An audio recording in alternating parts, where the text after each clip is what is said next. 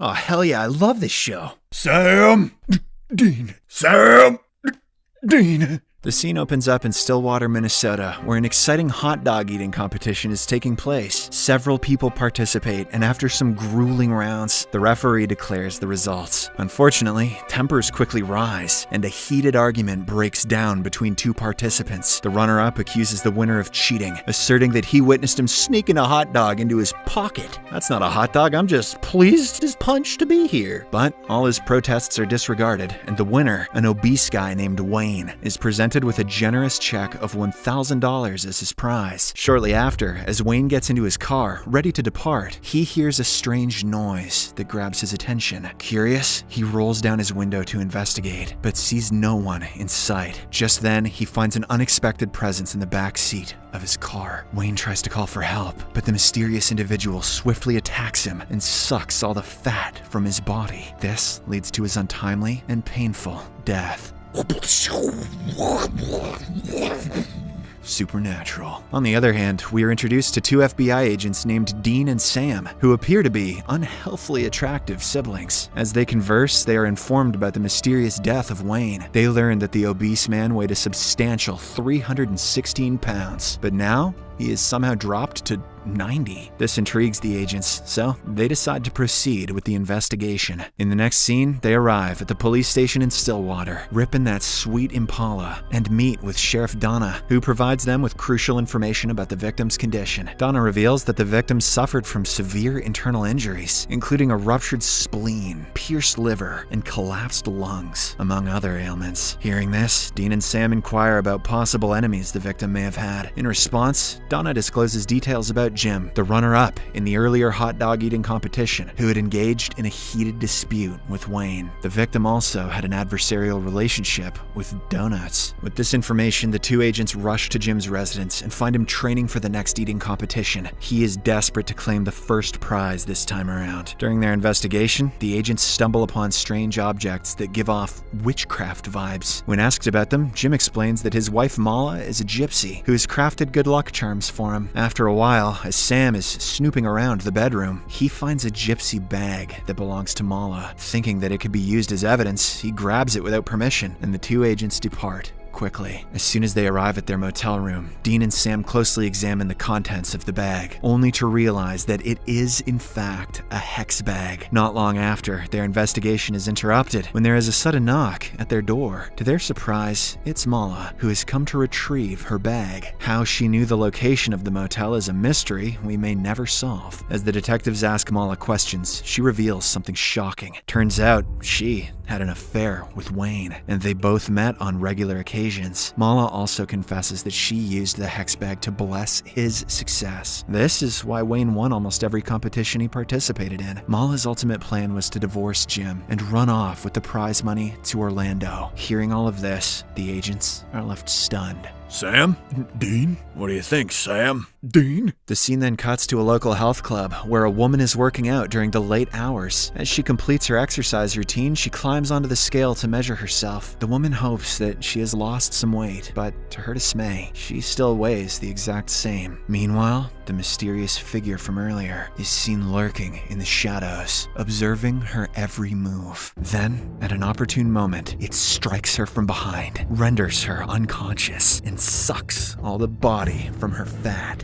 I think we got that backwards. The next day, Dean and Sam arrive at the scene of the murder. They uncover a disturbing similarity between this victim and the previous one. They both lost an excessive amount of weight before their untimely demise. Furthermore, the agents detect a strange mark on the deceased woman's stomach, which they assume to be a suction mark. After this, Dean heads to question the person in charge of the gym, while Sam heads to the morgue to examine the body of the first victim. According to the gym leader, she handed over the key to the victim and left early as she had a date to get to. In the middle of their conversation, the manager reaches for a tissue when Dean notices a similar suction mark on her back. He immediately questions her about it, but the woman becomes startled and doesn't say anything. Later that day, the two agents meet at their motel, where they exchange and combine their findings. Dean shares his discovery regarding the gym manager's suction mark, revealing that she had recently undergone significant weight loss at Canyon Valley Spa. In order to dig up further information, the two head to that spa, which seems to be offering a mysterious way to lose weight without dieting or exercising. Upon reaching there, Dean and Sam pose as personal trainers who are in search of jobs. They claim that they have years of experience in this field. To their luck, the owners of the spa, Larry and his wife Maritza, buy their story and welcome them. They then start explaining their background and the unique services that they offer. After a brief conversation, Larry and Maritza hire Sam as a trainer, while Dean is assigned to work in the food service department. Later on, we see Sheriff Donna at the same spa, hoping to find some relaxing respite from her duties. She schedules a session with Maritza, and the latter introduces the concept of cupping, a procedure for losing weight. Well, sounds like a sex thing. Maritza asserts that even celebrities resort to this technique, as it eliminates toxins from the body. The unsuspecting sheriff agrees to the procedure without thinking much of it. But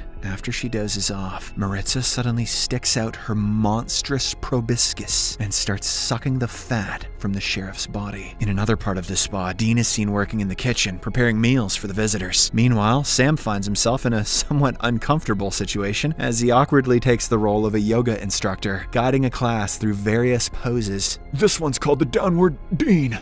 But this turns out to be the perfect opportunity to gather more information. Sam discreetly observes the clients and shockingly finds that they all have suction marks on their backs. Back in the kitchen, Dean is overwhelmed by hunger, so he stashes a bowl of pudding in his pocket. He then sneaks away to the basement and starts enjoying it. As Dean finishes eating, an unexpected sensation washes over him as he begins to feel lightheaded and dizzy, implying that the pudding contains a heavy dose of sedative. But before he passes out completely, Dean manages to summon his brother, urgently seeking assistance. In the next scene, as Sam reaches the basement, he finds Dean lying down next to a pile of sweet potatoes. After learning about the drugged pudding, he confronts the chef angrily. The latter tries to claim innocence, but when Sam keeps on pushing, he reveals that he was forced to add supplements to the dishes on the order of Larry and Maritza. Later, in the evening, Sam and Dean are having a conversation with Donna, who eagerly shares her joy at having lost 10 pounds on her very first day at Canyon Valley Spa. She also confides in them about her past, revealing that her husband abandoned her because she was chunky and loved food. From that day onwards, she wanted to feel pretty and desirable again. Donna worked hard for years, but didn't get any results. But now, at Canyon Valley Spa, she is finally fulfilling her wish. As their discussion progresses, Sam and Dean shift the focus to the mysterious connection between the spa and the murders they've been investigating. They bring up the topic of the suction marks, and to their surprise, Donna reveals the same mark on her own body. However, she insists that it's a result of Maritza's cupping procedure. It's just a sex thing. The agents then inquire about the pudding, and Donna confirms that she ate some too prior to her session. Hearing all of this, the brothers connect some dots and finally come to the conclusion that Maritza is the prime suspect for the murders. On the other hand, the evil couple also finds out that Sam and Dean are undercover agents. This causes them to panic, and they decide to get rid of the evidence as soon as possible. Maritza begins dumping the containers filled with the extracted fat into the garbage, but at the same time, Sam and Dean walk in and catch her red-handed. Now that she's apprehended, Maritza decides to come clean about everything. She reveals that she is a pistachio,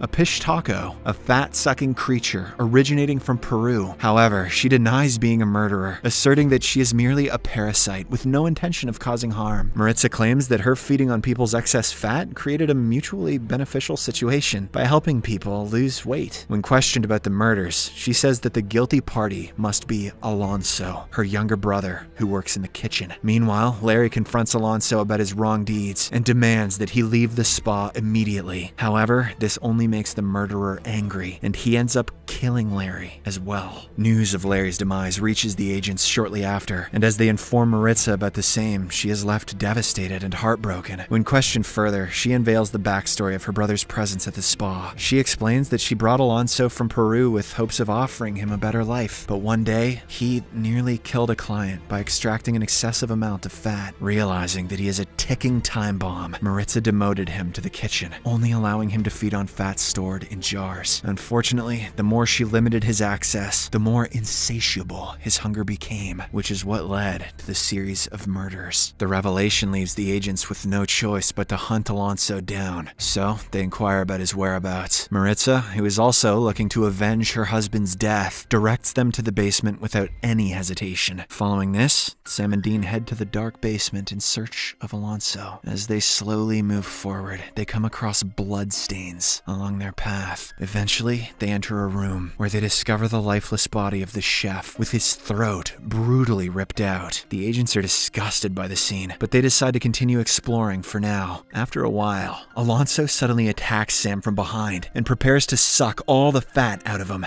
But before he can do so, as usual, Dean arrives in the nick of time and slashes Alonso's throat, finally ending his life. Following this, the police arrive at the spa to handle the bodies. While Sam approaches Maritza and offers her comfort, he informs her that he lied to the police about her illegal business to save her from jail time. Maritza expresses her gratitude for all that he has done, but Sam tells her that it's best if she were to return to Peru. There, she can be with her people and live happily ever after. Maritza is a bit conflicted about the idea, as she came to the States to live her dream. However, after a long thought, she agrees. The episode ends as both brothers return to their bunkers and chat about their love lives and stuff. They just do brother things, because that's what brothers do. Subscribe for more videos like this, turn on notifications, and leave a like to help the channel out. Thank you for watching.